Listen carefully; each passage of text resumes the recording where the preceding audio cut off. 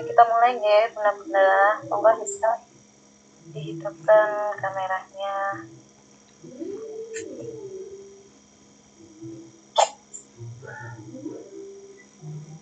Bismillahirrahmanirrahim. Assalamualaikum warahmatullahi wabarakatuh.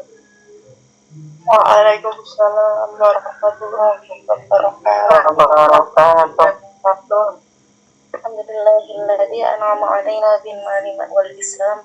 Asyhadu an la ilaha illallah wa asyhadu anna Muhammadar Rasulullah. Allahumma shalli ala Muhammad wa ala ali sayyidina Muhammad amma ba'd. Pertama-tama marilah kita panjatkan puji syukur kehadiran Allah Subhanahu wa taala atas rahmat dan hidayahnya kepada kita semua, sehingga pada hari ini kita masih diberikan kenikmatan iman dan Islam. Dan sholawat serta salam semoga tetap tercurahkan kepada baginda kita Nabi besar Muhammad sallallahu alaihi wasallam,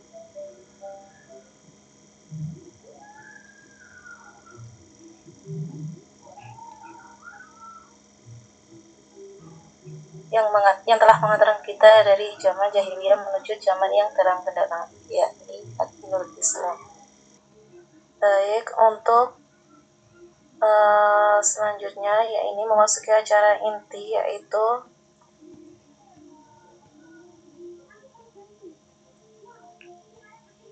materi dari Ustadzah Ratna. Ya Allah,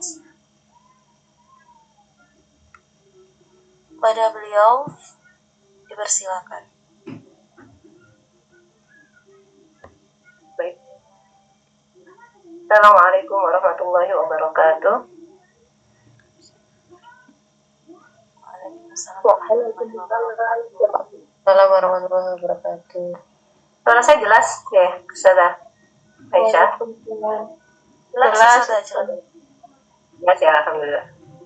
Alhamdulillahirrahmanirrahim. Alhamdulillah nahmaduhu wa nasta'inuhu wa nastaghfiruh wa na'udzu billahi min syururi anfusina wa min sayyiati a'malina. May yahdihillahu fala mudilla lahu wa may yudlil fala hadiya lahu. Asyhadu an la ilaha illallah wa asyhadu anna Muhammadan abduhu wa rasuluhu nabiyya ba'da. Alhamdulillah, ibu-ibu sekalian sekalian, pada pagi hari ini saya diberikan kesempatan untuk bisa bermujalasah ilmi dengan ibu-ibu sekalian semua. Semoga insya Allah ilmu yang saya sampaikan berikan manfaat dan memberikan kebaikan untuk kita semua. Salam dan salam kita sampaikan kepada Nabi besar kita Muhammad SAW. Allahumma sholli wa sallim wa barik alaihi. Kita bersama keluarga dan para sahabatnya supaya kita semua sekalian dan insya Allah istiqomah hingga yaumil qiyamah. Baik, pada kesempatan ini saya akan menyampaikan kajian parenting tentang fikih darah wanita ya.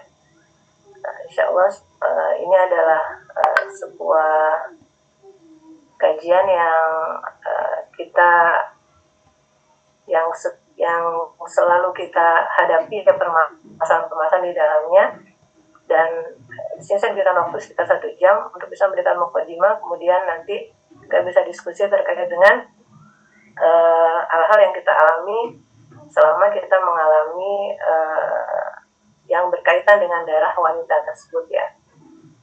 Baik, mungkin saya screen saya.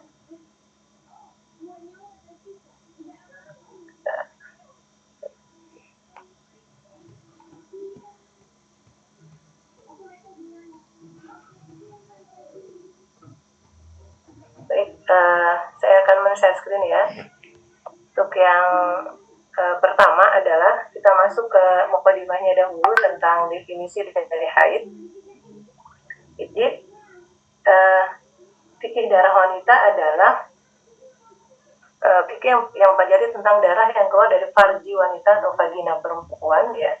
Vagina wanita itu yang terkait dengan haid, nifas, dan istihadah. Jadi ada 3 pembahasan utama di sana tentang haid, nifas, dan istihadah. Dan kita akan membahasnya secara perlahan-lahan ya, satu persatu, insya Allah, agar bisa memberikan kita pemahaman yang ya mungkin tidak sempurna, tapi ilmu insya Allah bisa membantu kita dalam ibadah kepada Allah Subhanahu wa Ta'ala. Yang pertama adalah haid. Haid secara bahasa adalah dari kata hadha yahidu haidhan ya. Artinya mengalir. Jadi mengalirnya darah itu disebut dengan haid. Namun jika di dalam bahasa Arab itu ada ta'u ta'nis, biasanya kan sebut dengan ada tambahan tamar butoh atau haidhah. Namun karena haid ini khusus dialami oleh perempuan, jadi tidak ada haid untuk laki-laki ya. Jadi perempuan haid itu disebut dengan haid ya. Jadi perempuan haid itu disebut dengan wanita yang haid ya, haid. Nah, untuk istilahnya sendiri adalah darah yang keluar dari dinding rahim wanita yang telah balik dalam keadaan sehat ya. Di darah yang keluar dari dinding rahim wanita yang telah balik dalam keadaan sehat. Nah,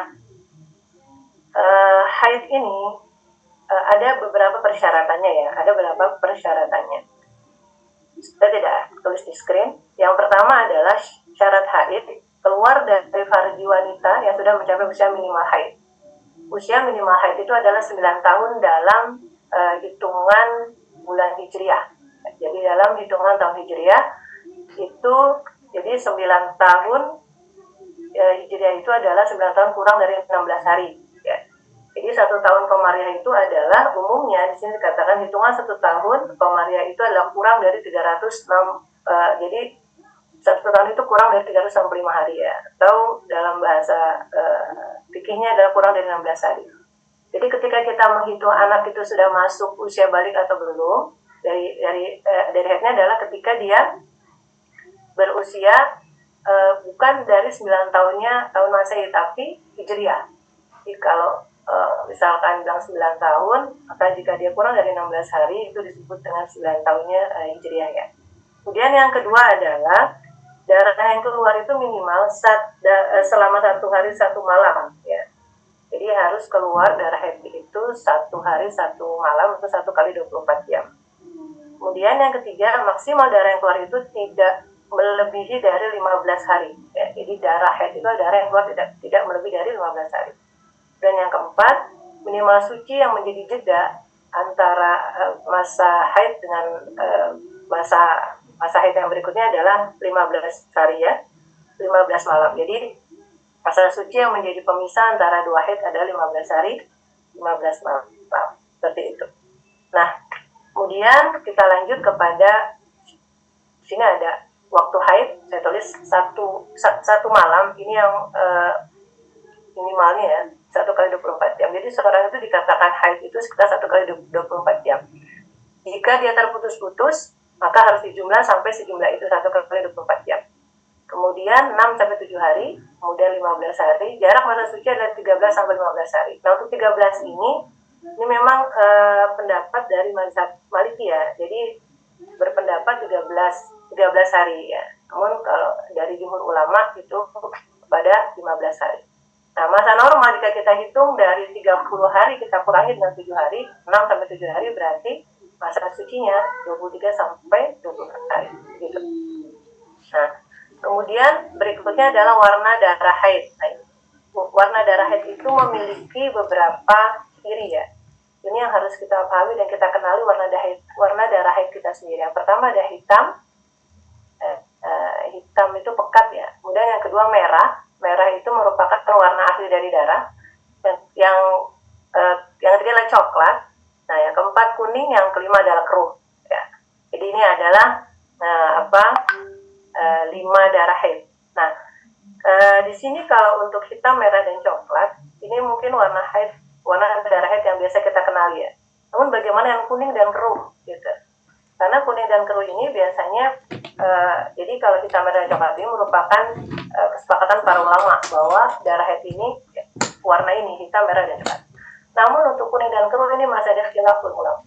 Jadi ada perbedaan pendapat di kalangan para ulama. Jika kuning di awal masa haid, maka dia dikatakan sebagai haid ya, gitu. Nah, jadi kuning atau keruh di awal masa haid ini disebut dengan masa haid. Namun jika kuning dan keruh setelah masa haid, karena ini ada 2 pendapat.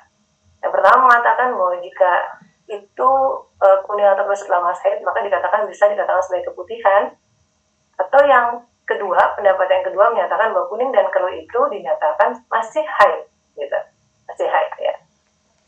Untuk pendapat yang saya katakan tadi bahwa kuning dan keruh itu tidak termasuk dalam masa haid, itu ada di hadis dari Abu Daud dan Bukhari menyatakan bahwa kunna la na'udu safrah ya ba'da zuhri syai'an. Jadi ba'da tuhri syai'an. Jadi kami tidak menganggap warna kuning atau keruh itu sebagai darah haid setelah suci. Nah, itu dalil yang menyatakan bahwa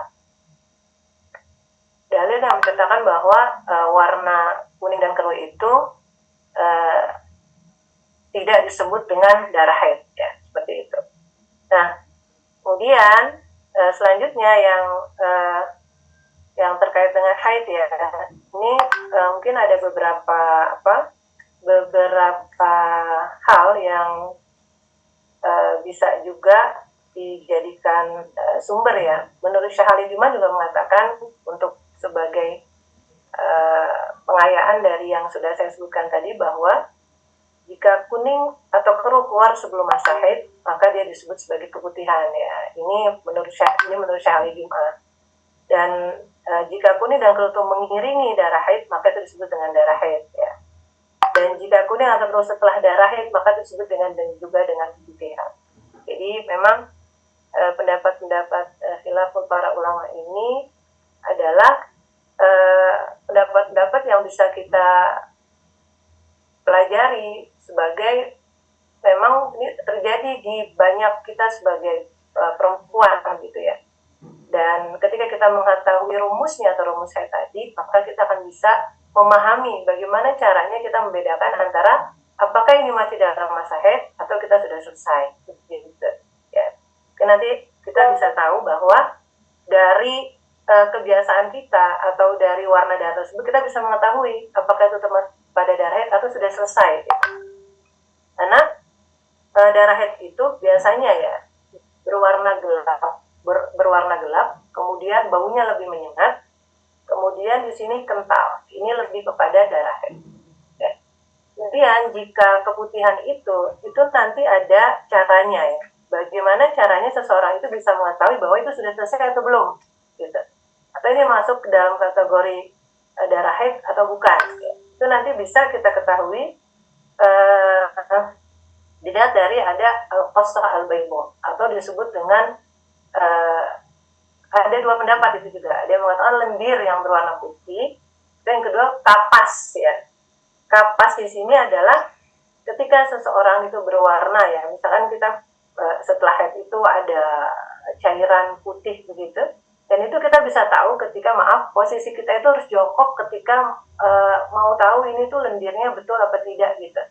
Atau kita gunakan kapas, kemudian kapasnya itu kalau bisa juga dibasahi oleh air, karena khawatir kurang nyaman ya kalau kapas kering itu.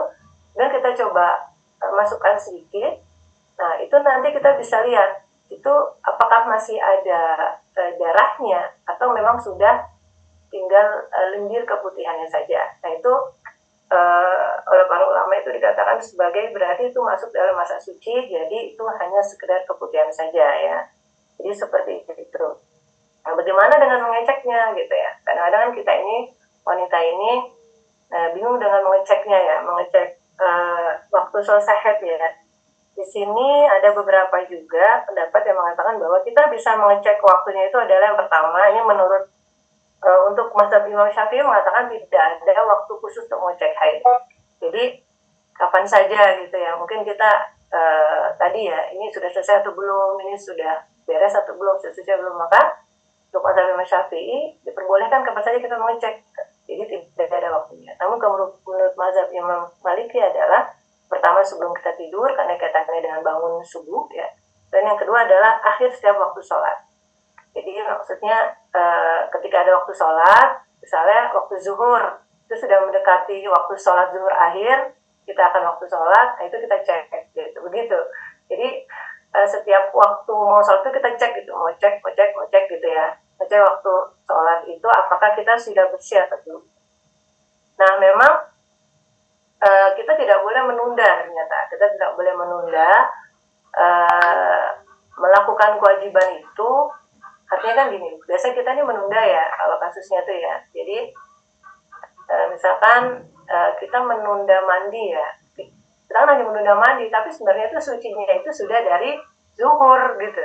Mungkin bisa dipahami maksud saya. Jadi sebenarnya sudah bersih. Jadi antara zuhur ke asar itu sebenarnya sudah bersih, tapi kita tunda mandi kita sampai asar. Nah, ini nanti ada kewajiban yang lain ya. Kewajiban yang lain adalah, jadi sebenarnya darah itu berhenti mulai dari zuhur. Gini, caranya seperti ini rumusnya. Sedangkan ibu sekalian itu zuhur itu sudah melihat sih, sudah ngecek nih, oh ini sudah berhenti nih, sudah bersih nih saya nih. Kemudian nanti saja deh, mungkin karena saya masih pekerjaan atau masih sibuk di sekolah atau apa gitu, akhirnya itu saya tunda sampai asar. Nah, ketika asar kita lihat kan tadi zuhur tadi kita lihat kan bersih, nah asar itu ternyata bersih. Nah, berarti kita menunda mandi wajib, bukan menunda bersihnya darah yang tadi keluar. Nah, berarti ada kewajiban sholat yang kita tinggalkan di sholat sebelumnya. Begitu. Mungkin bisa dipahami maksud saya. Jadi kita tuh menunda waktu sholat, nah, padahal sholat itu wajib untuk kita. Nah, seperti itu. Jadi inilah fungsinya kita belajar bahwa sesungguhnya ada waktu-waktu yang kita boleh mengeceknya gitu ya. Setiap waktu sholat itu kita cek di setiap akhir sholat. Setiap waktu sholat. Baik ya. Mungkin itu. Kemudian nanti ada lagi yang kaitannya, mungkin saya bisa langsung jelaskan saja tentang haid yang terputus-putus ya. Haid yang terputus-putus, misalkan hari pertama sampai hari keempat kita haidnya banyak, kemudian hari yang berikutnya kita terhenti, namanya nafas, berarti terputus-putus, kemudian yang berikutnya kita haid lagi. Ya. Kalau kita melihat dari definisi yang awal tadi, dari para jumhur ulama mengatakan bahwa waktu haid itu adalah batas maksimalnya itu adalah 15 hari. Nah, berarti kalau kita ikut yang itu ya, itu berarti dari hari pertama sampai hari ke-15 walaupun terputus-putus, itu berarti masih dalam haid, masih dalam masa haid. Itu sebenarnya sudah tidak usah dibingungkan lagi, artinya ini masih dalam masa haid sampai 15 hari begitu. Nah, mungkin yang kita khawatirkan adalah ketika misalkan kita sudah 4 hari ya, misalnya kita puasa nih, khususnya untuk puasa Ramadan kayaknya. Kita sudah 4 hari kita berhenti, kemudian kok darah semakin habis nih gitu ya. Sebenarnya kita berhenti, kita mau puasa sampai hari ke-6 misalkan. Udah kalau hari ke-7 tuh keluar lagi gitu, Insya Allah gitu ya. Nah itu bagaimana caranya ya? Sini disampaikan bahwa ketika itu terjadi, maka segala sesuatu yang sudah kita lakukan dari hari ke-5 sampai hari dari hari ke-5 sampai hari ke-6 tadi, ya itu tidak apa-apa karena kita yakin bahwa kita sudah suci. Karena kita sudah suci ya. Artinya kita tidak boleh ada keraguan. Ya saya kemarin gimana ya, saya udah sholat. Itu tidak, karena ibadah itu berdasarkan dengan keyakinan. Kalau kita sudah yakin bahwa kita sudah suci, ya itulah, gitu. Insya Allah itu akan Allah terima gitu. Namun bagaimana yang selanjutnya, haid yang berikutnya? Nah, kalau seandainya kita mengetahui itu masih dalam jangka waktu haid kita, maka itu masih juga disebut dengan darah haid. Udah kita berhenti sholat gitu, kita tidak lagi puasa, gitu ya. Jadi rumusnya seperti itu. Itu semua biasanya tergantung dengan kebiasaan seseorang. Jadi ada yang seseorang itu misalkan, dari hari pertama sampai hari keempat memang itu deras. Hari berikutnya dia ada kok terputus, ya. 5, 6 itu belum lancar, atau kebalikannya gitu ya, dari hari pertama kedua belum, tapi dia udah tahu bahwa darah hitam, merah, dan coklat itu tadi walaupun sedikit itu merupakan tanda haidnya. Jadi walaupun sedikit ya, jadi seseorang itu sudah paham gitu. Nah, kemudian hari 4, 5, 6 itu darah sudah mulai deras, dan selanjutnya itu apa disebut dengan haid, itu batasnya sampai 15 hari gitu ya. Jadi di sini saya langsung jelaskan saja rumusnya. Artinya bagi ibu-ibu sekalian, bunda-bunda saudara sekalian, bahwa kita tidak perlu lagi merasa kesulitan dalam menentukannya karena kita sudah punya ilmunya gitu ya. Dan memang kaitannya kita belajar ilmu ini ada kaitannya dengan masalah ibadah kita, sholat ya, dan puasa, dan kaitannya dengan nanti ada tawaf, dengan membaca Quran dan lain-lain. Berarti wajibnya kita belajarnya adalah fardu ain. Artinya kita harus wajib belajar karena memang setiap bulan tuh kita mengeluarkan, ini adalah takdir dari Allah Subhanahu wa Ta'ala ya, bahwa setiap wanita Bani Adam itu Allah berikan takdir haid kecuali satu orang, yaitu Fatimah radhiyallahu anha ya. Dalam beberapa kisah itu dinyatakan bahwa Fatimah itu tidak haid dan juga tidak nifas ya, al-batul ya. Jadi memang tidak haid dan tidak nifas. Tapi untuk keseluruhan umat yang turun pada yang Allah ciptakan khususnya wanita itu semuanya haid seperti itu. Baik, kemudian saya lanjutkan ke pembahasan yang berikutnya. Nanti jika ada yang belum jelas bisa ditanyakan.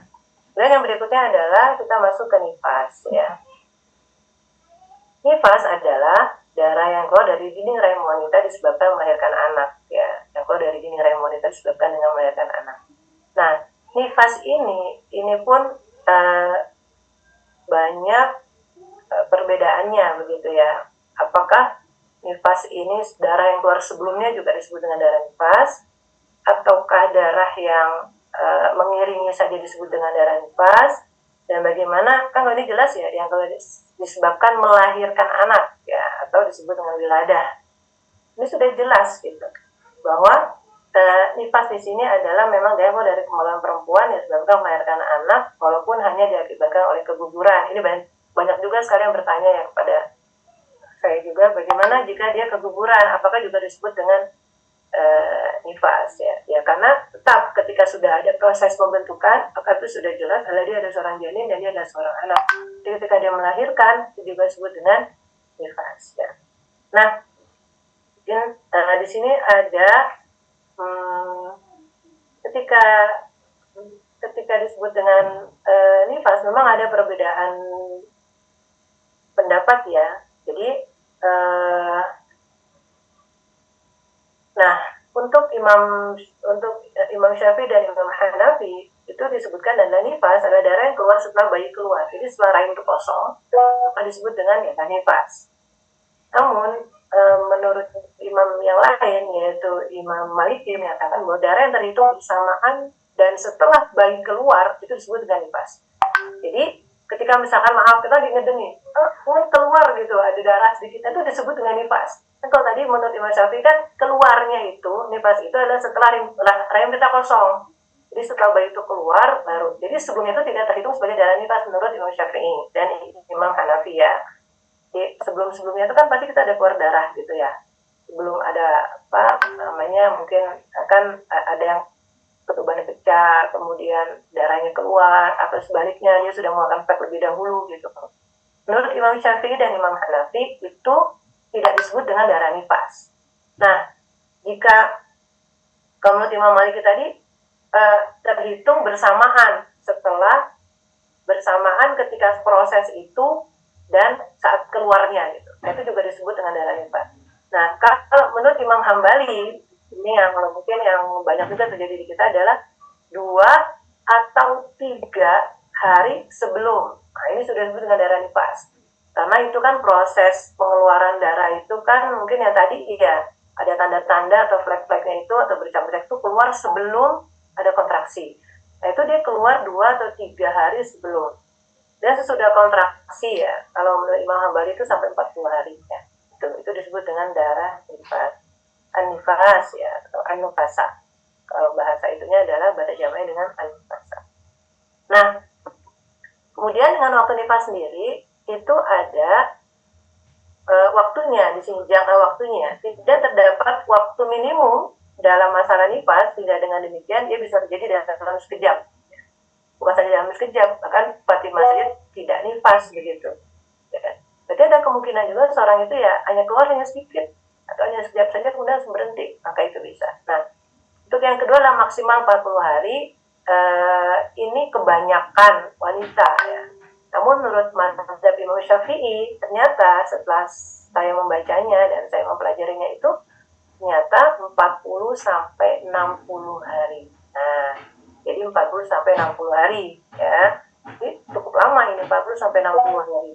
Jadi 60 hari kalau belum mencapai 60 hari itu menurut mazhab Imam Syafi'i ya dia tidak boleh ya tadi sholat dan lain-lain yang dilarang untuk wanita haid dan nifas begitu. Ya, jadi itu menurut Imam Syafi'i ya. Karena kan kita mungkin di Indonesia lebih banyak menggunakan mazhab ini. Jadi 40 sampai 60 hari. Nah, Kemudian setelah itu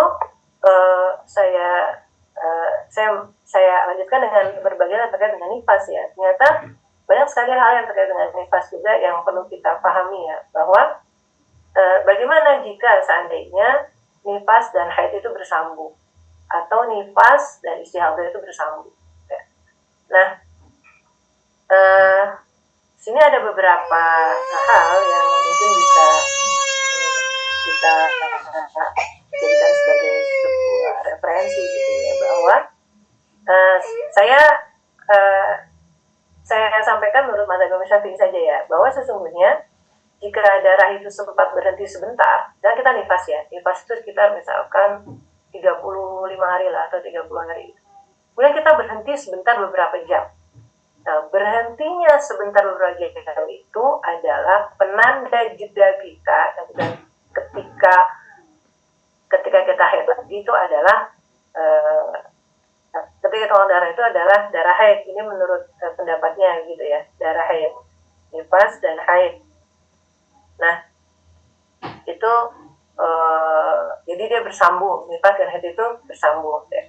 Kemudian, namun kalau untuk lebih jelasnya lagi, untuk kan kok jaraknya cuma sebentar begitu ya, cuma sebentar, maka itu juga masih bisa dikatakan sebagai darah nifas, karena kita melihatnya darah nifas itu maksimal 40 sampai 60 hari. Maka itu juga sama dihukumkan dengan hukum darah haid. Artinya apa? Ada terputus mungkin ya, ada terputus ya.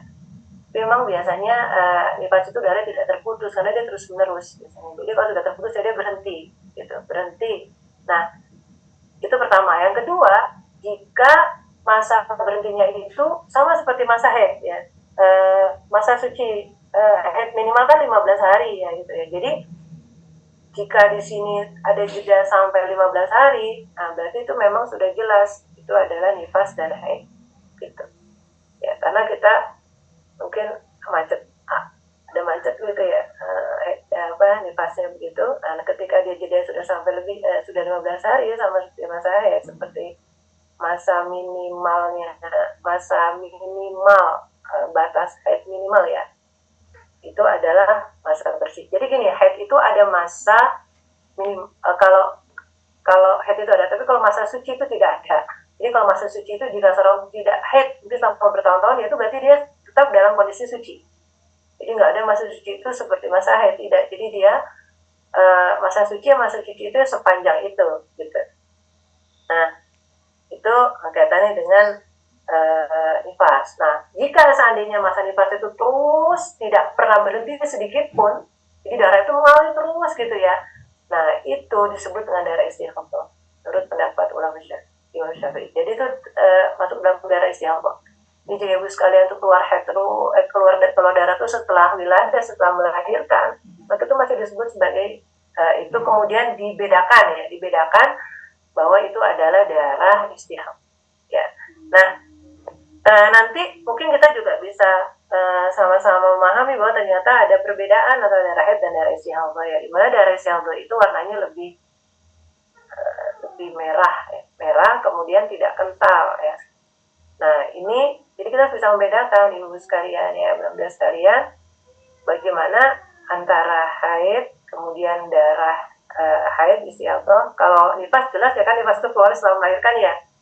Jadi kalau tidak melahirkan ya mungkin ya tidak ada keluar darah nifas seperti itu ya. Nah, jadi kenapa ada pensyariatan untuk ini gitu ya, untuk haid ini ya, kenapa ada pensyariatannya? Karena di surat Al-Baqarah 222 itu disampaikan bahwa mungkin bisa dibuka ya Al-Qur'annya, bahwa yas'alunaka 'anil mahid kan. Mereka bertanya kepada Rasulullah tentang mahid. Mahid itu apa? Tadi sudah saya jelaskan ya, bahwa perempuan itu disebut haid, haidnya disebut haid. Jadi kalau mahid itu maka nukhrujul haid, tempat keluarnya haid. Beda ya. Jadi kalau ada mimnya itu disebut dengan maka nukhrujul haid. Jadi tempat keluarnya haid. Mereka bertanya kepada Nabi tentang yas'alunaka 'anil mahid. Mereka bertanya tentang mahid, tentang maka nukhrujul haid. Kemudian Nabi mengatakan kul huwa adam fa'tazilun nisa'a fil mahid. Katakanlah dia adalah kotoran, maka jauhilah dia di mahidnya. Bukan perempuan yang dijauhi loh ya. Jadi yang dijauhi adalah mahidnya, tempat keluarnya haid atau farjinya atau vaginanya. Kenapa? Karena penyebab asbabun nuzul dari ayat ini adalah saat itu ada seorang wanita Yahudi yang datang di sini dan itu diasingkan oleh suaminya gitu. Jadi nggak diasingkan tuh berarti ya nggak boleh serumah, apalagi untuk maaf ya untuk berjima dan lain itu nggak boleh. Makanan baru juga nggak boleh gitu. Maka turunlah ayat ini. Jadi dia mengadu pada Nabi gitu ya, mengatakan bagaimana ini? Kenapa saya diasingkan begitu kan? Padahal yang haid itu hanya bukan tangannya, bukan apanya gitu kan. Maka turunlah ayat ini yas'alunaka 'anil mahid qul huwa adzan fa'tazilun nisaa fil mahid. Ya, jadi jauhilah perempuan itu di tempat keluarnya. Nah, itu tempat keluarnya saja. Jadi untuk yang lain ya masih halal ya, seperti itu. Kemudian fa idza tatahharna fa'tuhunna min haitsu amarakumullah. Dan fa idza tatahharna ya. Jadi jadi janganlah di sini kan mengatakan ketika mereka sudah bersih gitu ya. Bersih ini maksudnya berhentinya haid, berhentinya darah. Itu ada perbedaan di situ, ada dua kata bahasa Arab yang berbeda. Tatoharna hatta yathurna, sampai mereka bersih-bersih. Nah, itu ada dua. Tatoharna hatta yathurna. Jadi nggak boleh kita tuh didekati sampai kita yathurna, sampai kita sudah bersih dulu, sampai kita sudah mandi. Jadi nggak ada. Kalau ini sudah selesai nih darah nih, ya, kemudian maaf nih, kemudian mungkin suami mau mendatangi, nah itu tidak diperbolehkan sampai kita yathurna, sampai kita tohara dulu, sampai kita mandi janabah dulu, mandi besar dulu, mandi besar ya maaf, baru kemudian kita fa'tuhunna min haitsu amarakumullah. Maka kamu boleh mendekatinya, mendekati perempuan itu sesuai dengan yang Allah perintahkan ya, maksudnya sesuai dengan cara-cara Allah. Allah yuhibbut tawwabin wa yuhibbul mutatahhirin. Jadi persyaratan haid itu Masya Allah gitu ya, karena ini kaitannya dengan kehidupan kita sehari-hari ya, dengan sholat kita, puasa kita, hubungan kita dengan pasangan gitu. Nanti kaitannya dengan haji dan umroh, bagaimana hukumnya seorang yang ketika haid dilarang untuk tawaf dan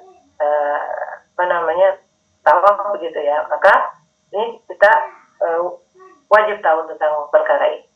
Nah, kemudian selanjutnya lagi tentang istihadah. Nah, istihadah ini adalah darah penyakit ya, ini juga sama yang keluar walaupun ada yang mengatakan bukan dari farji ya, mungkin dari tempat yang lain, tapi karena kan sebutnya penyakit ya, mungkin keluar dari yang dari belakang, yang mungkin dari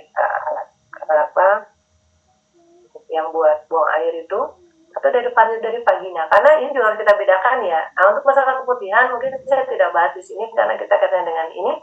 Untuk keputihan juga ternyata para ulama juga membedakannya. Ada keputihan yang dihukumkan sebagai najis, ada yang tidak. Begitu. Allahu a'lam, tapi yang pasti nanti kapan-kapan kita, jika ada waktu kita bisa pelajari kembali. Nah, di sini istihadah adalah darah yang keluar secara terus-menerus dan mengalir bukan pada waktunya. Nah, bukan pada waktunya ya. Jadi tidak memenuhi syarat dari haid dan nifas. Itu disebut dengan darah istihadah. Bukan pada waktunya berarti bukan pada waktu haid dan bukan pada waktu melahirkan. Maka setiap darah yang keluar dari situ rumusnya adalah disebut dengan darah istihadah ya. Nah, untuk istihadah ini kita sudah tahu juga bahwa dia ketika 15 hari perempuan sudah haid, maka darah setelahnya disebut dengan darah istihadah ya, mustahadah ya, atau perempuan yang beristihadah itu tadi yang mengeluarkan darah kotor ya. Nah, menurut Imam Hanafi, istihadah di sini disebutkan dengan darah kotor selain dari yang keluar dari rahim ya. Kemudian kalau Imam Syafi'i adalah darah yang kotor yang keluar dari rahim bagian bawah. Nanti ada yang lebih fak untuk melihat bahwa ini yang mana ini. Nah, ternyata ketika kita datang ke dokter gitu mungkin ya, itu ketika kita darah itu datang terus menerus, itu juga dokter akan bertanya kan, apakah ini darah haid atau darah penyakit atau apa. Nah, itu bisa membedakan tuh kita. Jadi pengetahuan ini tuh penting. Ketika kita datang kita bisa beritahu ini saya seperti ini, kondisinya begini gitu. Dan darah istihadah ini biasanya keluar karena mungkin dia punya penyakit misalkan kista dan lain-lain ya, itu juga bisa disebut dengan darah istihadah ya. Dia tidak keluar di masa-masa ini. Nah, kaitannya dengan yang tadi, mungkin saya sampaikan sedikit, mungkin yang darah tadi kan disampaikan bahwa darah yang keluar bukan karena disebabkan sakit atau dalam kondisi sehat. Ini kan tadi istihadah kan dalam kondisi sehat ya. Kondisi sakit itu berarti bagaimana jika ada nyeri haid, apakah itu tidak disebut dengan sakit gitu ya. Nah, ternyata proses keluarnya darah itu berbeda-beda setiap orang. Ya, proses keluarnya darah itu beda-beda. Ada yang dia keluar menyebabkan dia sakit nyeri haid atau tidak gitu. Nah, proses itu masih disebut dalam haid ya. Jadi bukan berarti ketika kita melihat definisi ini tadi, mungkin ada orang yang sangat sakit kepada definisi menyatakan, oh ini harus sakit nih karena haid itu bukan dalam keadaan sakit. Kok saya sakit perut gitu, nyeri gitu ya. Nah, nyeri haid itu tidak disamakan, dibedakan dengan yang penyakit ini tadi gitu. Jadi kalau nyeri haid itu memang khusus, ada nyeri haid sendiri ya. Karena kita udah tahu ini adalah masa haid kita, kemudian rasa juga kita sudah paham, kita sudah terbiasa dengan rasa sakit itu, maka itu masih disebut dengan haid, bukan dengan istihadah. Kemudian hukumnya wanita istihadah, bagaimana ini? Yang pertama adalah tidak wajib mandi setiap akan sholat ya. Nah, jadi ini kita tidak wajib mandi setiap akan sholat karena kita sudah mengetahui bahwa ini adalah darah istihadah. Tadi rumusnya harus tahu. Terus sudah mengetahui ini adalah darah istihadah. Kemudian yang kedua wajib berwudu setiap akan sholat. Nah, wajib ya. Jadi ini tidak wajib mandi kan karena gak mungkin, sangat menyulitkan sekali kalau kita keluar darah terus kemudian kita harus mandi gitu ya. Wajib berwudu setiap akan sholat. Kemudian mencuci kemaluan sebelum berwudu dan menggunakan pembalut, jadi ganti ya, jadi harus diganti. Jadi bersih setiap akan sholat itu harus diganti. Kemudian yang keempat, tidak boleh berwudu sebelum masuk waktu sholat karena darurat. Kalau maksud saya, jadi kalau bisa ini diupayakan sebelum ya, untuk menjalani waktu sholat aja dekat, baru kita bersih gitu, baru kita bersihkan semua, karena khawatir nanti ketika kita selama itu kita pakai kembali itu kotor lagi gitu.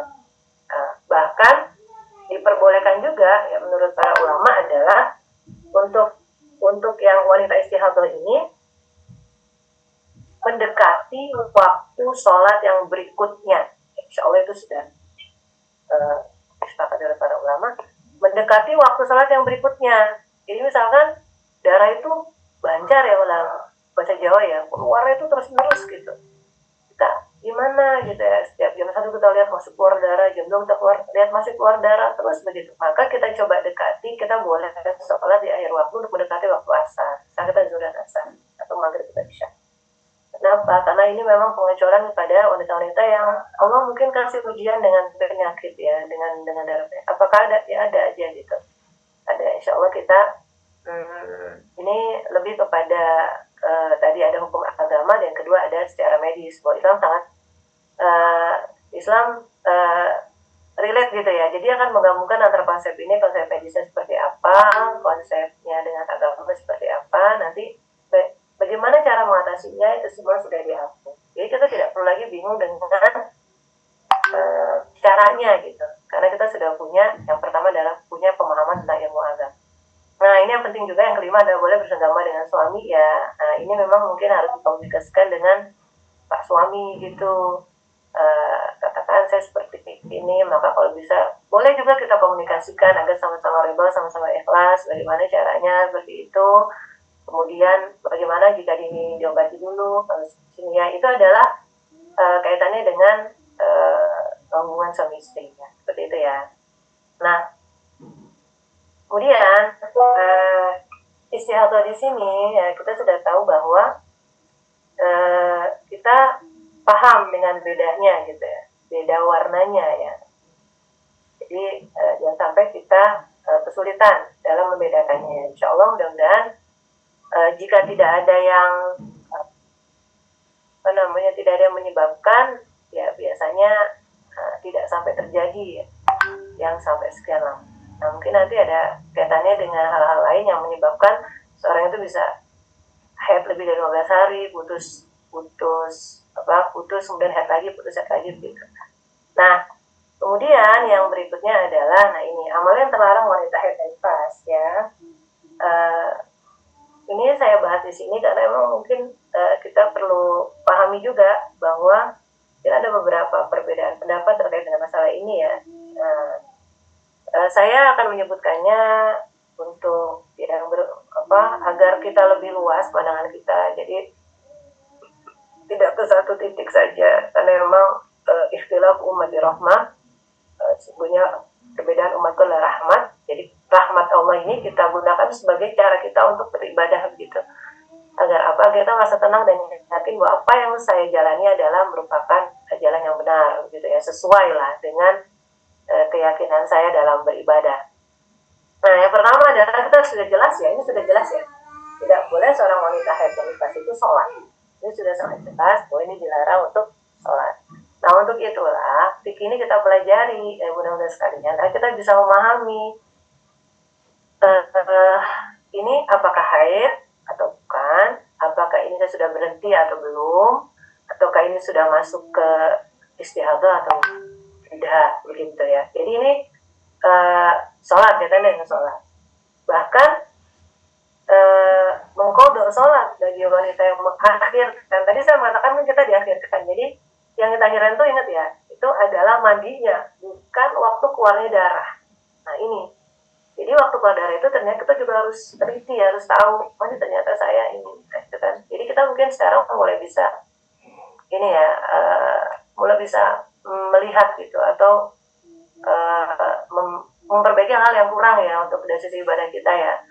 Nah, ini mungkin tadi dari yang sudah saya sampaikan tadi, mungkin itu bisa sebagai sebuah tambahan ilmu ya, atau bisa juga digunakan dan kita bisa memahami, oh ternyata sepenting itu kan sholat gitu ya.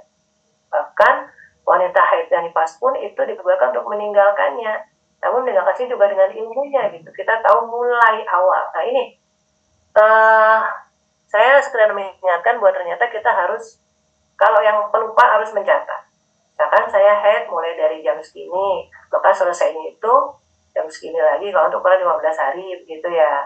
Jadi itu ada jamnya. Kemudian masa suci, biasanya kita yang tidak pernah ngitung masa suci kita ya, itu kan minimal 15 hari. Nah ini kita yang kadang-kadang tuh kita nggak ngitung. Kalau yang haid 15 hari berarti 15 harinya tuh suci. Kita nggak ngitung, tiba-tiba kita haid lagi. Padahal itu hari tipis misalkan. Kalau yang tadi ada 13 sampai 15 berarti bisa jadi mungkin di hari ke 12 itu kita keluar lagi gitu. Kita pikir, oh ini kita bukan ya gitu. Jadi di situ itu kita di sini menunjukkan bahwa kita ada ketelitian gitu sebagai seorang perempuan, bagaimana kita melakukan pencatatan untuk diri kita sendiri, karena kita dengan ibadah kita ya, sholat itu tadi. Kemudian yang kedua ada puasa. Nah puasa ini pun sama ya, kaitannya juga dengan tadi, dengan haid dan dengan haid terutama, karena kalau nifas sudah jelas ya. Dengan haid ini gini, misalkan puasa nih, kita udah puasa 1-3 hari, yang paling banyak terjadi. Kemudian kita sibuk kan, ngecek kan, oke kok makin lama kok darahnya makin berhenti nih gitu. Kita ngecek nih sampai akhir, sampai waktu mau subuh ya, kita ngecek, oh ternyata sudah bersih ya. Maka dengan keyakinan kita, karena sudah berhenti haid itu, kita juga sudah ngecek tadi dengan al-qasa al-bayda, dengan kapas yang sudah kita masukkan tadi, saya yakin bahwa tidak ada lagi darah di sana atau kecoklatan, yang ada hanya putih saja, berarti menunjukkan bahwa insya Allah kita akan puasa besok. Nah, ini kata dengan niat ya, kalau dengan puasa Ramadan harus berniat dulu, ya kan? Kita sudah berniat, boleh kalau nanti subuhnya kita mandi itu masih diperbolehkan, tapi dilanjutkan puasanya, tapi sudah niat sebelumnya. Nah, kemudian bagaimana itu tadi ya, kaitannya dengan itu. Nah, kalau dengan kaitan dengan puasa sunnah ya, kalau puasa sunnah kan tidak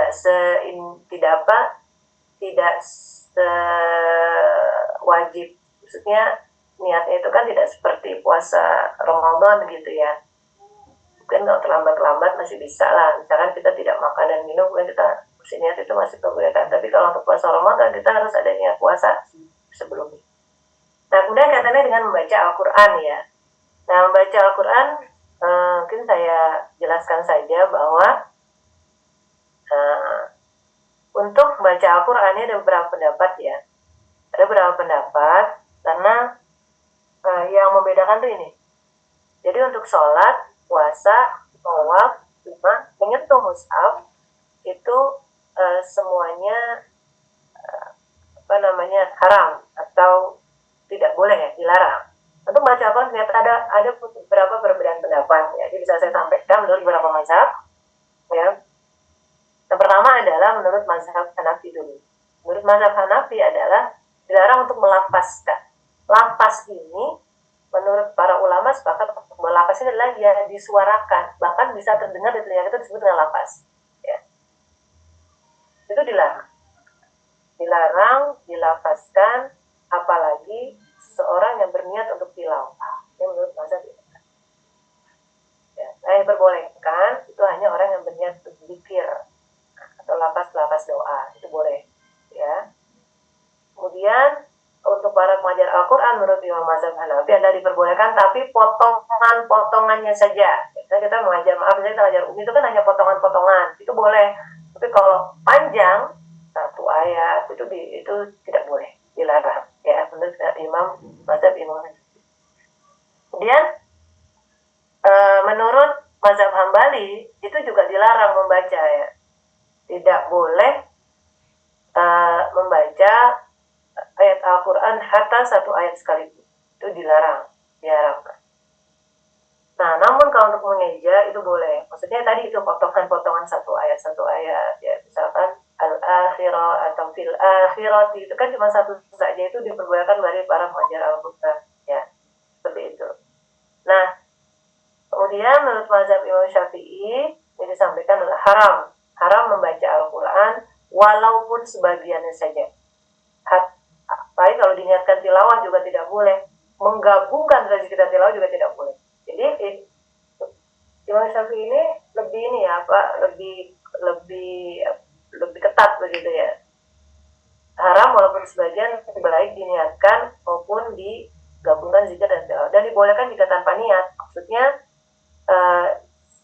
mungkin ya membaca di sini disampaikan tidak dilapatkan, jadi boleh tanpa niat tilawatnya, tidak dilapatkan, tidak dibunyikan atau disuarakan ya, disebut dengan qomat kamit aja, atau dalam hati itu boleh, masih boleh. Itu tasmi mendengar ya, itu juga boleh menurut mazhab Imam Syafi'i, seperti itu ya. Bahkan bagi para penghafal pun di sini dinyatakan jika ada yang mengatakan bahwa untuk 6-7 hari hafalan kita lupa, menurut beliau insya Allah tidak gitu. Maksudnya tidak lupa karena dia membacanya dalam hati, tidak disuarakan atau tidak dilafazkan. Nah, Allah alam bisawab, itu adalah beberapa pendapat. Nah, jadi Ustazah, iya. Nah, izin bertanya. sebentar. Kalau kayak kita mendampingi anak-anak gimana Ustazah? Iya, saya lanjutkan dulu sampai selesai ya. Oke. Nah, kemudian menurut mazhab Maliki ini ternyata diperbolehkan, boleh membaca Al-Quran begitu, dan juga artinya diperbolehkan begitu untuk membaca. Jadi di sini disampaikan bahwa kita dari semua pendapat itu di sini sudah jelas bahwa ada kelarangan untuk membaca Al-Quran ya. Maksudnya ini dari beberapa para imam begitu. Ini berarti kan sudah sepakat, jumhur memang menyatakan melarang untuk membaca Al-Quran. Nah, jadi yang disepakati itu boleh berzikir namun tanpa niat. Sudah tanpa niat tilawah, artinya kita boleh untuk yang zikir-zikir secara umum itu boleh gitu. Namun kalau untuk membaca ini sudah disepakati. Nah, Ibnu Taimiyah sendiri itu menyatakan boleh jika khawatir akan hafalan lupa ya. Jadi banyak sekali perbedaan pendapat seperti ini. Nah, kalau yang tadi sudah disepakati adalah untuk membaca Al-Quran, kemudian untuk tadi yang dimulai malah seperti itu, maka bagaimana kita sekarang gitu ya? Untuk kita, saya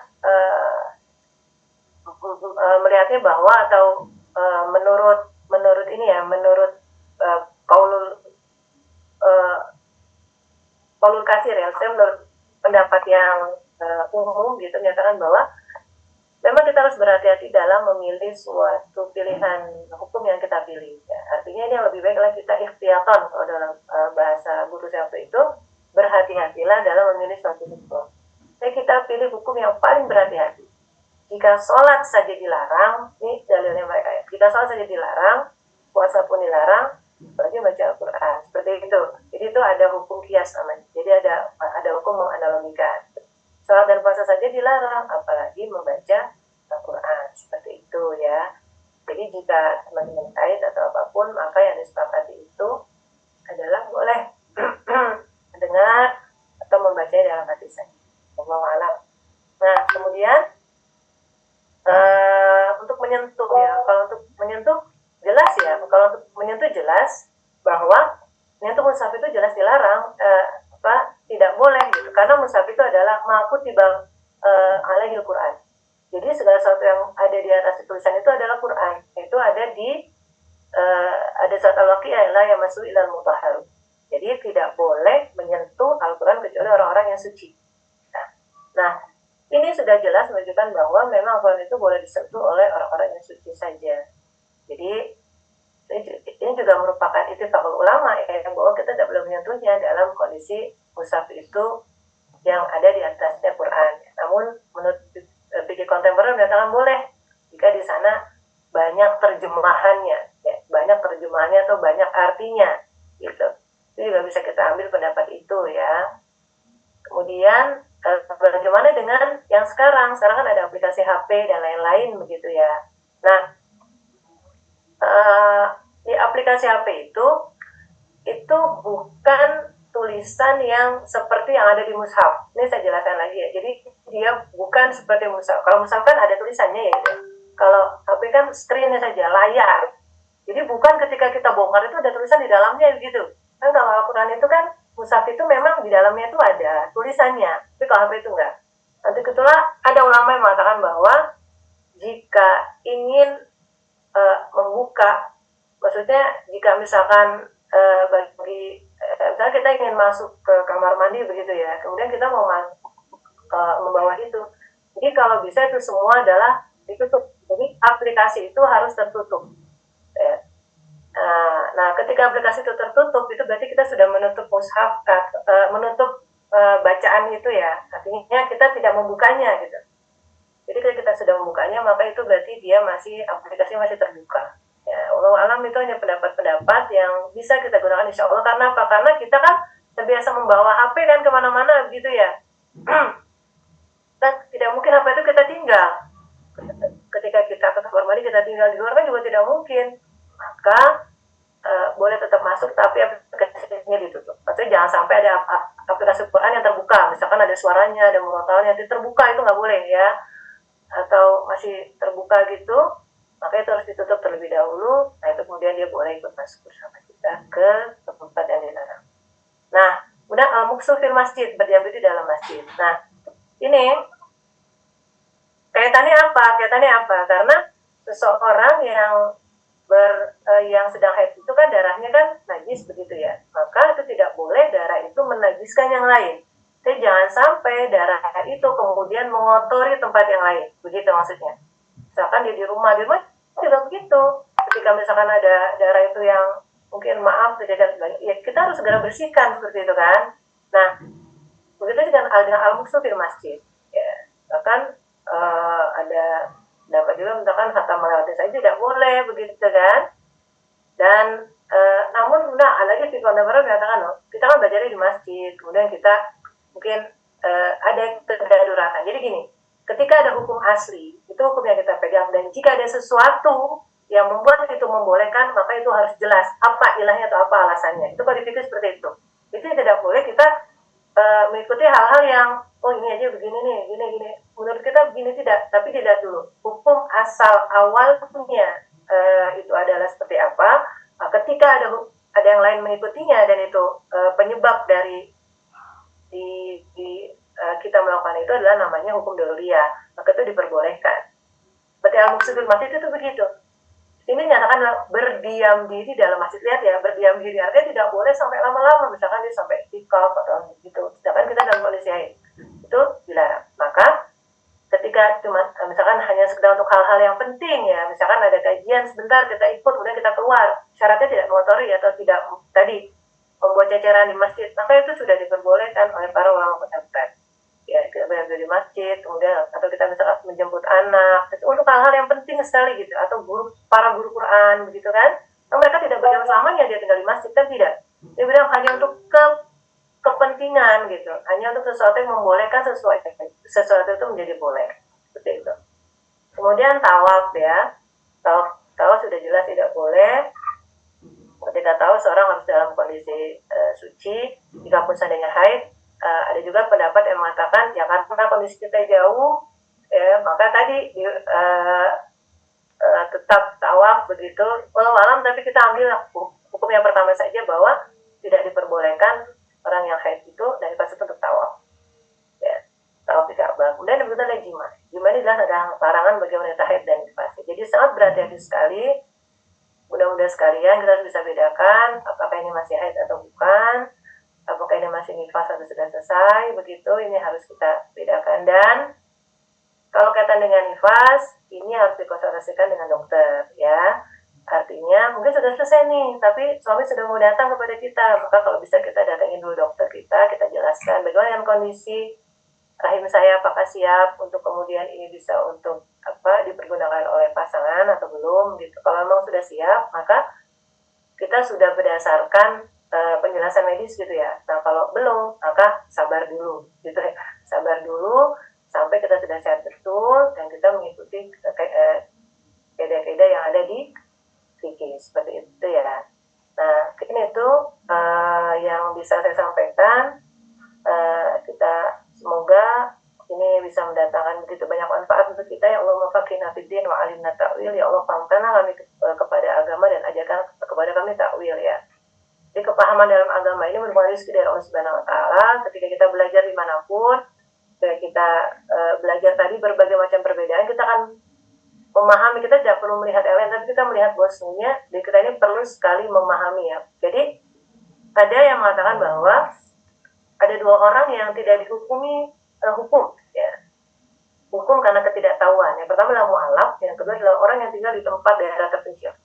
Ya, jadi orang mu'alaf itu sampai dia belum paham hukum, maka dia tidak dihukumi karena ketidaktahuan. Ada orang yang tinggal di daerah terpencil, itu orang yang tinggal di tempat yang susah dari komunikasi, susah digital, susah HP, segala macam. Itu mungkin ya artinya ada pengecualian. Tapi untuk kita ya, untuk kita sekarang, kita semua ini Allah mudahkan, Allah bisa untuk belajar, maka kita bisa gunakan semua itu. Kita bisa belajar, kita bisa ikuti kajian seperti ini, kita juga bisa belajar. Sekarang sudah banyak sekali ya literatur-literatur yang bisa kita gunakan begitu. Kita bisa datang kepada guru untuk mulai kita belajar. Karena itu kenapa? Karena al-ilmu yu'ta wa la ya'ti alaihi. Ilmu itu didatangi ya gitu ya. Jadi ketika ibu-ibu sekarang sudah datang, sudah mau belajar, itu kita sudah berarti kita ingin memperbaiki diri kita bisa lebih baik lagi ya. Semoga Allah memang kita semua dan mengajarkan kepada kita takwil. Takwil itu pemahaman tafsir yang tadi saya sampaikan, itu adalah satu bagian sedikit bagaimana ada perbedaan kata dalam bahasa Arab walaupun sedikit, tapi ternyata ada bedanya dan ada maksud ya. Ini itu bisa saya sampaikan. Insya Allah mudah-mudahan jika ada yang mau didiskusikan, saya akan mencoba menjawab. Jika memang ada yang tidak tahu, maka insya Allah nanti saya akan berusaha untuk mencari jawabannya dengan mempelajari kembali dan mencari sumber-sumbernya yang insya Allah bisa kita sama-sama kita bisa jalankan ya. Dan saya mohon maaf. Assalamualaikum warahmatullahi wabarakatuh. Waalaikumsalam warahmatullahi wabarakatuh. Ustazah. Waalaikumsalam. Enten izin konfirmasi aja biar lebih kuat. Berarti kan tadi itu kan ketika membaca Al-Quran tidak boleh. Nah, berarti kan kita ini posisinya anggaplah kita ini sebagai guru anaknya kita. Berarti hubungannya kan dengan yang ayat sepotong-sepotong tidak lengkap dan niatnya tidak boleh tilawah, begitu ya Ustazah ya? Kan niatnya bukan tilawah, kan mengajar kan? Iya. Kadang-kadang takut Ustazah. Enggak, jadi jelas tadi niatnya bukan tilawah. Kalau tilawah kita baca sendiri, kita mengajarkan kan bukan, ternyata yang lain mengajar. Kan berbeda tadi. Oh. Saya udah sebentar rumusnya tadi lo ya. Paham ya maksud saya? Ya, jadi ini Intan konfirmasi biar lebih kuat, lebih tatak. Oke. Biar nggak ragu lagi. Enggak, insya Allah bisa. Jadi Ya, makasih Ustazah. ada lagi? Mungkin Ustazah Aisyah. Baik, Masya Allah, terima kasih Ustazah Ratna atas ilmunya hari ini, sangat bermanfaat sekali buat kita ya, terutama para wanita. Untuk selanjutnya kita masuk ke sesi pertanyaan ya Ustazah. Monggo kepada bunda-bunda yang mau bertanya dipersilakan.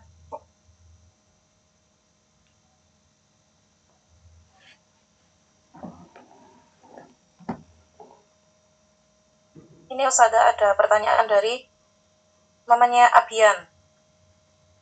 Oh, iya boleh. 1. Jika 1-5 mens, 6-16 berhenti, 17-25 keluar darah lagi, tapi 17-20 tetap sholat karena hitungan 6-16 masih 10 hari.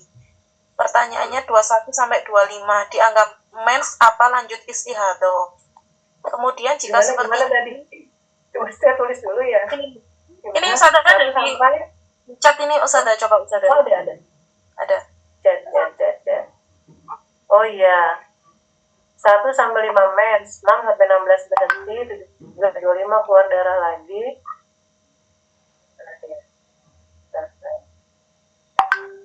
Pertanyaannya 21 atau 25 dianggap mens apa lanjut? Berarti yang ini, yang ukurannya tadi kan 6 sampai 1-15 tadi itu tetap haid Ibu ya.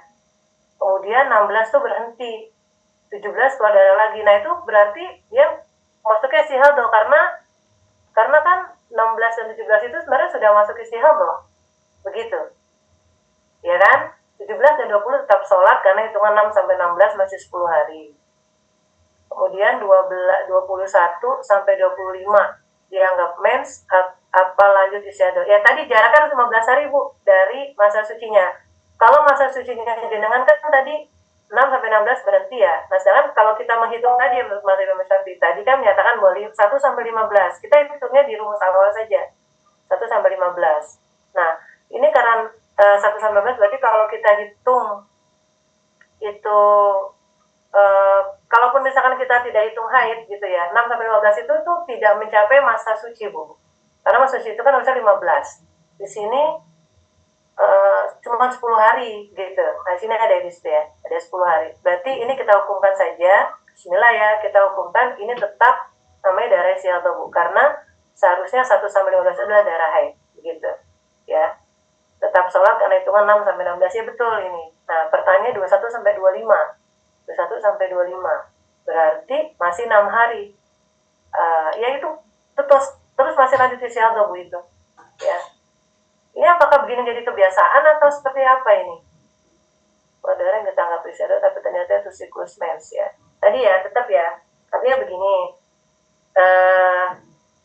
Kalau misalkan ini yang saya ambil dari beberapa pendapat ya. Jadi jika seandainya darah itu keluar, darah itu berhenti, kita yakinkan itu sudah berhenti sesuai dengan yang saya katakan tadi. Kalau darah kan 1/24 jam.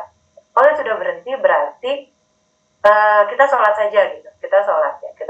Kemudian jika dia keluar lagi, tapi karena kebiasaan kita seperti ini, maka 15 hari yang kedua itu memang sudah masa haid gitu. Jadi itu artinya itu adalah masa haid Ibu sekalian.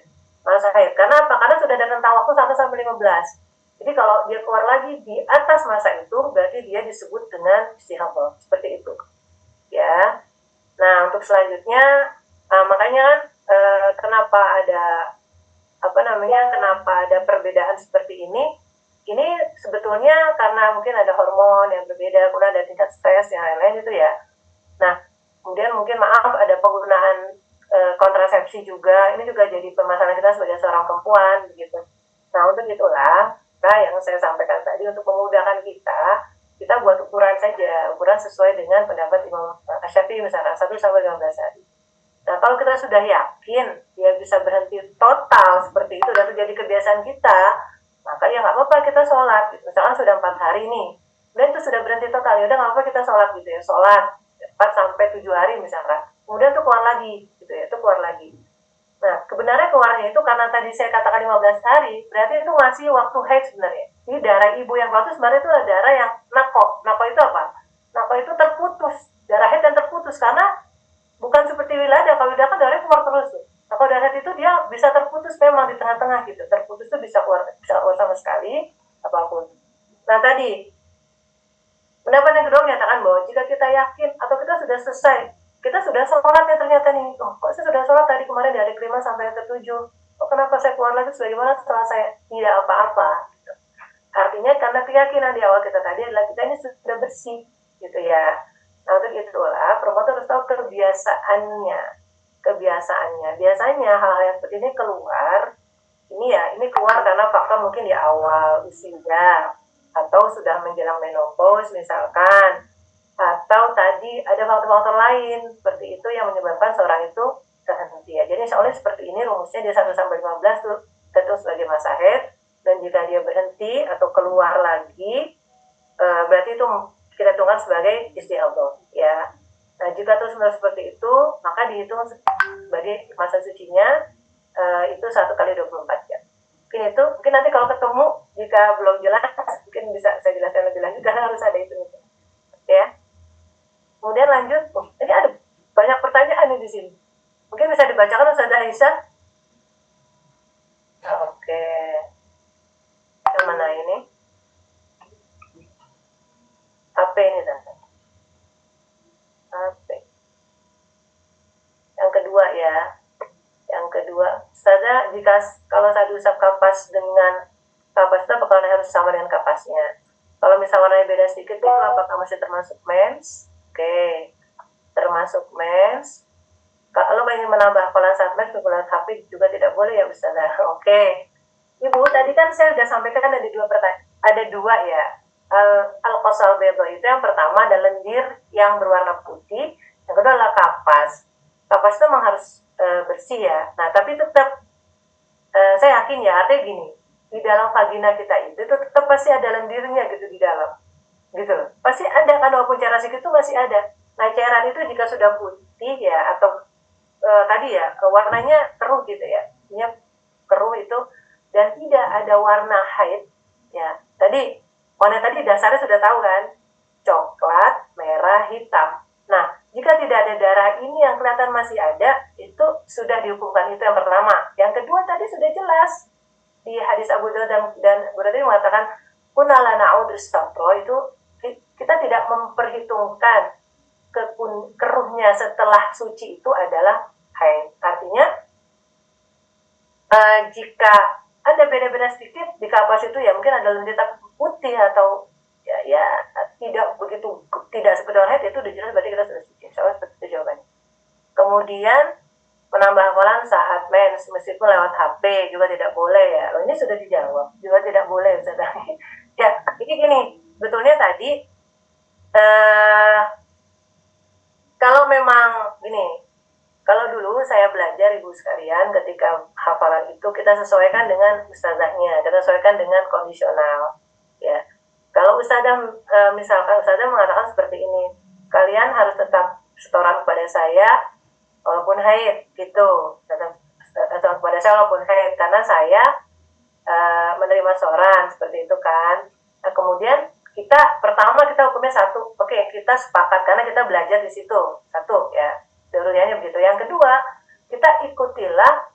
Yang kedua yang kita yakini bahwa saya ini sebenarnya nggak baca nih ketika haid, apalagi saya menghafal. Maka tadi pendapat yang saya mengatakan talaf melafatkan itu nggak boleh dengan lisan, bolehnya hanya dalam hati, qomat kamit atau mendengar. Nah, insya Allah kan menghafal itu kan 6 sampai 7 hari. Haid itu kan 6 sampai 7 hari ya. Berarti kita bisa gunakan lagi hukum yang kedua, di sana hukum yang pertama. Saya tetap harus setor, tidak izin kepada ustazah. Yang kedua, saya gunakan hukum saya, yaitu apa? saya menghafalnya dalam hati atau mendengar saja, insya Allah bisa gitu. Jadi di satu sisi kita ambil kedaruratan yang pertama, dan kita harus setor, tidak boleh izin dan lain-lain, karena itu memang sudah komitmen kita ya, itu kan sifatnya kan darurat. Yang kedua ya kita ambil hukum kita bahwa jadi kita masih bisa menjalankan itu secara bersamaan gitu. Kemudian yang berikutnya, Assalamualaikum Ustazah, apakah benar kalau mes atau nifas tidak boleh keramas, memotong kuku dan mengumpulkan rambut rontok dan ikut mensucikan rambut rontok selama itu dikumpulkan saat kali besar? Baik, tadi saya sudah disampaikan ya ibu sekalian, amalan yang terlarang saat sholat, saat haid dan nifas itu ada tadi berapa tadi itu? Nah itu aja ya. Jadi kalau di luar itu maka diperbolehkan. Itu ya, dalilnya di situ ya hukumnya ya. Jadi yang tidak dibolehkan tadi loh, ya baca Quran, tilawah, memegang mushaf, sholat, apalagi tadi puasa, tawaf, jima. Jadi yang lain itu insya Allah boleh begitu. Ya, insya Allah itu diperbolehkan ya. Ya kalau untuk mensucikan rambut itu tergantung kebiasaan, tapi tidak boleh dijadikan sebagai sebuah patokan. Wah harus nih, karena rambut yang sudah lepas dari kita itu kan sudah tidak bisa kita kendalikan. Artinya itu sudah di luar kendali kita, rambut gitu. Jadi tidak boleh menyulitkan. Ya siru wala tu'asiru. Kalian tuh nggak boleh menyulitkan. Tapi harus memudahkan. Ada yang memudahkan di sini. Perkara-perkara yang kecil itu jangan kemudian dijadikan sebuah kewajiban untuk beribadah. Kan kalau hanya perkara kecil, misalkan rambut saya nih rontok jatuh nih, wah kemana nih rambut saya nih, kok nggak ada ya? Ya saya jadi nggak ini apa? Saya jadi nggak sah nih sholat ibadah saya hanya karena itu gitu. Bukan karena padahal dalilnya juga nggak ada, dalilnya juga tidak ada kan. Jadi ikutlah dalil yang jelas-jelas sudah dijelaskan oleh para ulama begitu ya kan. Kalau misalkan kebiasaan ini, maaf, misalkan kalau orang tua kita bilang, nah kamu harus kumpulin rambut, ya udah nggak apa-apa, kita kumpulin aja, nggak masalah itu, artinya boleh kan kita kumpulkan. Kamu harus ikut mandi, ya udah nggak apa-apa. Nanti kalau orang tua kita sudah paham, kita belajar sudah enak, kita sudah bisa cara menyampaikannya, kita sampaikan ternyata begini di zaman Rasulullah ini tidak seperti ini, itu nggak apa-apa, artinya ini sesuai dengan kemudahan, tapi kita tidak boleh jadikan sebagai dalil. Kemudian Ustazah, kalau itikaf di Masjidil Haram ketika haid bagaimana? Ketika itikaf baca terjemah di Al-Quran dan berzikir apakah diperbolehkan? Ya, itu tadi ya. Jadi al-muqsir fil masjid itu sebetulnya memang tidak diperbolehkan dalam waktu yang lama. Nah, kemudian kenapa diperbolehkan? Mungkin pendapatnya apa? Karena kita tinggalnya jauh, ya kan? Artinya jarak dari Indonesia ke sini kan sangat jauh ke sana ya. Dan kita tuh biasanya mengambil waktu-waktu utama. Nah, kalau menurut saran saya sih lebih baik kita itu mengambil kehati-hatian. Artinya kita bolehlah datang ke sana di waktu-waktu utama saja, tapi selanjutnya karena kita haid, kita menerima kondisi ini gitu. Maksudnya kita haid, maka kita tidak boleh berdiam lama-lama di masjid gitu, apalagi Masjid Nabawi begitu ya. Atau kita bisa ada di luarnya saja. Kita tahu bahwa ya kan, bahwa semua tempat di sana itu mubarakah, diberkahi, artinya tidak harus di dalamnya kan gitu. Mungkin di pelatarannya atau di luarnya, kan di luar tuh banyak, ini Masjid Nabawi ya, kan luar kan banyak karpet itu kan ya, maksudnya tidak apa-apa gitu. Artinya kita tidak ada di tempat-tempat yang mungkin sekiranya yang orang tempat banyak yang tempat sujud atau banyak apa gitu ya. Jadi kenapa? Karena kita sudah komitmen dengan hukum yang kita ambil begitu, atau dengan pendapat yang kita ambil. Jadi kalau kita ingin melakukan sesuatu itu ya kita sandingkan, kita sesuaikan dengan kondisi kita. Kalau kondisinya jauh dari Indonesia ke sana, maka jangan apa-apa kita ambil hukum yang nggak apa-apa, kita ada di luar saja, tapi tidak balik di dalam, karena memang tidak nyaman juga seorang wanita haid itu ketika di sana. Begitulah mengapa kemudian diperbolehkan bagi para jamaah umroh atau jamaah haji itu untuk meminum pil penunda haid. Nah itu kan kemudian ada hukum yang berikutnya, padahal juga ada juga orang yang mengatakan nggak boleh, kita kan sudah ditakdirkan haid, kenapa harus minum seperti itu? Udah diperbolehkan, kenapa? Karena memang kondisinya jauh, sangat jauh, dan kita tidak mungkin untuk mengganti dalam waktu cepat. Nah itu, di hal-hal seperti tadi yang saya katakan, kita ambil hukum awalnya, ketika kita melakukan itu ada hukum yang mengikutinya. Hukum apa? Hukum darurat atau hukum yang membolehkannya begitu. Oke, kemudian kita baca Al-Quran dan berzikir apakah diperbolehkan? Ya tadi ya, kembali lagi ke yang tadi lagi, bahwa sesungguhnya ketika kita tidak niat, kalau di mata Imam Syafi'i ya, ketika kita tidak diniatkan membaca Al-Quran, maka itu diperbolehkan ya. Nah, untuk berzikir insya Allah itu sudah diperbolehkan gitu, karena ada zikir-zikir yang memang sudah terbiasa kita lafadzkan, itu tidak bisa kita hindari, seperti lafaz basmalah, alhamdulillah, kemudian doa-doa Rabbana zalamna anfusana, itu semua kan ada dalam Al-Quran ya. Kemudian Rabbana la tuhammilna ma la taqata lana, kan itu semua ada di Al-Quran, itu kan doa. Nah, maka kita ambil juga pendapat yang membolehkan itu ya. Insya Allah itu semua adalah kebaikan untuk kita, jadi kita masih bisa untuk melakukannya sesuai dengan hukum-hukum dan dasar-dasar yang berlaku. Ini tuh, ada lagi yang mau ditanyakan? Sudah? Ada lagi yang mau ditanyakan atau mau disampaikan? Monggo, bunda-bunda, apakah ada yang masih ada yang mau bertanya? Tadi itu sepertinya sempat ada yang raise hand sebenarnya Ustazah. Oh ya? Oh, saya nggak ngeliat. Iya, Bu Irma atau siapa tadi namanya nggih? Oh, mungkin Ustazah Aisyah yang ngeliat. Saya nggak lihat Ustazah Ikhwan. Nggak ada lagi. Juga nggak lihat, ini hilang semua tadi. Yang di apa? Di obrolannya ini hilang semua. Oh ya. Keluar masuk Ustazah, ngapunten Ustazah barusan. Oh ini nih, apa ini? Iya, Bu Irma. Halo. Ya, Ibu ini. Bu Irma. Ada yang raise hand nggak Ustazah? Oh enggak, ini Syarifah ini ya. Iya, monggo. Ya, saya Ustazah. Ya. Bismillahirrahmanirrahim. Assalamualaikum warahmatullahi wabarakatuh. Waalaikumsalam warahmatullahi wabarakatuh.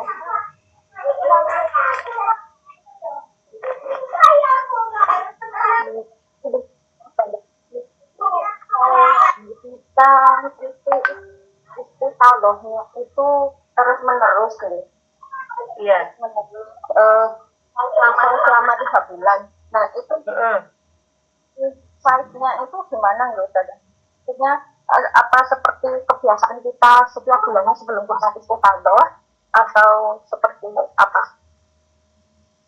Gimana tadi? 3 bulan terus menerus keluar darah gitu? 3 bulan terus menerus keluar darah, itu kita menghukumi haidnya itu atau tidak haid, istihadah terus menerus, dihukumi istihadah terus menerus, atau ada haid seperti kebiasaan kita setiap bulannya sebelum kita istihadah. Iya, baik ya Bu ya. Jadi tadi 3 bulan saya betul-betul ya. Jadi gini, tadi itu kan, jadi istiadah itu ada bermacam-macam ya, tapi saya belum bisa bahas juga karena karena waktu juga ya Ibu sekalian. Jadi ada haid fil istihadah. Jadi ada haid di dalam istihadah. Jadi ada haid di dalam istiadah itu ya tadi gitu. Yang kita harus lakukan adalah yang pertama, kita harus mengetahui warna dasar, warna darah kita dulu gitu ya, atau kebiasaan haid kita itu. Nah, tadi saya sampaikan bagaimana dengan seseorang yang mengeluarkan darah secara terus-menerus gitu. Ya, itu tadi. Yang pertama, kita tadi mengetahui kondisi itu bahwa itu adalah kondisi yang berkelangsungan, berkelanjutan. Bahkan gini, jadinya lihat warna darahnya. Jika ada di bulan pertama itu misalkan warna darahnya itu ada haidnya ya, misalkan haidnya itu 15 hari, kemudian dia berubah menjadi merah, beda gitu darahnya, maka itu jadi istihadah. Nah, kalau bulan depan juga gitu, ketika di pekan-pekan pertama tuh mungkin ada darah yang lebih kental, gelap, hitam, merah, coklat, maka itu udah jelas darah haid. Karena darah istihadah itu nggak seperti itu. Dia warna darah itu dia lebih segar gitu, ya dia lebih segar, beda ya. Nah, sebetulnya ya itu tadi dokter tuh biasanya nggak bisa untuk membedakan ibu sekalian ini haid atau istihadah nih gitu. Karena mereka kan nggak paham itu, kecuali memang yang menggunakan konsep itu ya ketika ada dokter yang mungkin yang paham, jadi dia nggak tahu ini mungkin ini bu, ini begini gitu. Mereka kan hanya mengobati saja. Nah, kita ini harus memahami ya. Kalau saran saya, kalau memang tadi kita sudah bisa memahami, sudah bisa membedakan, itu biasanya ada bedanya. Jadi kalau udah 15 hari tadi sesuai dengan yang saya sampaikan, maka 15 hari pertama itu sudah haid, yang kedua itu adalah istihadah. Dan kalau warna darah itu semua sama gitu tuh ya, selama sebulan atau 2 bulan itu jelas tuh. Jadi istilahnya ya jenengan sholat aja insya Allah, karena jenengan sudah nggak bisa membedain mana darah haid mana bukan. Dan itu jadi kalau sudah bisa membedakan itu lebih enak lagi gitu. Ya masalah ini ada banyak yang juga ada dengan masalah ini ya gitu. Jadi insya Allah ketika kita sudah paham, sudah tahu bedanya, karena memang dalam fikih pun seperti itu, setiap perempuan harus bisa memahami warna darahnya sendiri gitu. Nah di situ kita baru bisa membedakan mana haid, mana istihadah, dan waktu. Ya, jadi ketika seseorang itu sudah paham waktunya, nah itu insya Allah kita bisa bedakan. Nah kalau dia keluar sebentar, keluar lagi, nah itu disebut dengan berhenti kan di selang-selang masa. Nah berhenti itu tadi adalah para ulama memudahkan. Ya udah hitungannya 15 hari itu sebagai masa haid. Setelah itu kayak itu. Nah terus bagaimana tadi sudah pertanyaan pertama, terus Ustazah belum 15 hari saya ternyata sudah haid lagi, keluar darah lagi, yaitu berarti ibu belum haid sama penyakit gitu. Paham maksud saya? Kan bunyinya di situ. Berarti kalau kita belum 15 hari masa suci kita itu belum sampai 15 hari, itu berarti bukan haid yang kedua, karena jeda haid itu adalah 15 hari. Gitu. Jelas ya ibu ya. Nanti insya Allah kalau ada waktu bisa ketemu, bisa sama-sama ngobrol. Ya seperti itu Ustazah Aisyah. Iya.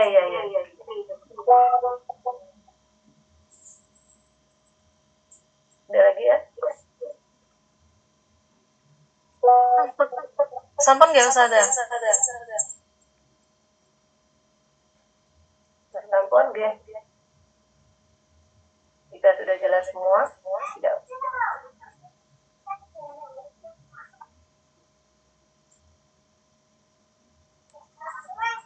Ini ada dompetnya nggak Ustazah Aisyah? Ada. Ada. Alhamdulillah. Alhamdulillah. Suaranya kok benar. Terima kasih kepada Ustazah Ratna atas penjelasannya ya. Dan juga kepada wali santri yang sudah bertanya. Untuk selanjutnya kita memasuki acara penutup dan doa yang sekalian akan dibacakan sama Ustazah Ratna. Oke Ustazah. Monggo Ustazah. Alhamdulillah telah kita selesaikan kajian parenting kita pada pagi hari ini di hari Jumat yang mubarakah insya Allah. Saya mohon maaf atas segala kekurangan yang saya sampaikan. Semuanya ilmu lah datang dari Allah Subhanahu Wa Taala, dan semoga ilmu ini memberikan manfaat. Dan jika ada kekurangan, ada ketidaksempurnaan saya hanyalah seorang manusia biasa ya. Insya Allah nanti kita sama-sama belajar dan sama-sama saling memahami bahwa ilmu itu luas, ilmu Allah itu luas, dan kita Allah berikan kemudahan untuk bisa selanjutnya belajar yang lebih baik. Bismillahirrahmanirrahim. Allahumma shalli ala sayyidina Muhammad wa ala sayyidina Muhammad wa ala syakirin wa na'imin hamdan yu'afi wa yuqafi al-mazida. Allahumma rabbana alhamdulillah wa lakal karim wa bihi. Allahumma la tada' lana dhanban illa ghafartahu wa la Allahumma rabbana innaka ala dzikrika wa syukrika wa husna ibadatik. Qul Allahumma malikal mulki tu'til mulka man tasha' wa tanzilul mulka mimman tasha' wa tu'izzu man tasha' wa tudhillu man tasha' bi yadikal khair. إنك على كل شيء قدير. اللهم إنك تعلم أن هذه القلوب قد استعملت على محبتك والتقت على طاعتك وتوحدت على دعوتك وتعهدت على شريعتك قولك اللهم واهدي مودها واهدها سبلها واملأها بنورك الذي لا يخفى وصافدها بفيض الإيمان بك وجامل التوكل عليك وهيها بذكرك ومن على شرور حسابك إنك تحكم ونعم النصير. اللهم ربنا ظلمنا أنفسنا وإن لم ترحمنا وتغفر لنا لنكونن من الخاسرين. اللهم فقهنا في الدين وعلمنا التأويل. اللهم ربنا هب لنا من أزواجنا وذرياتنا قرة أعين واجعلنا للمتقين إماما. اللهم ربنا إنا تنافذ أنفسنا وكفنا عذاب النار. والسلام على المرسلين والحمد لله رب العالمين.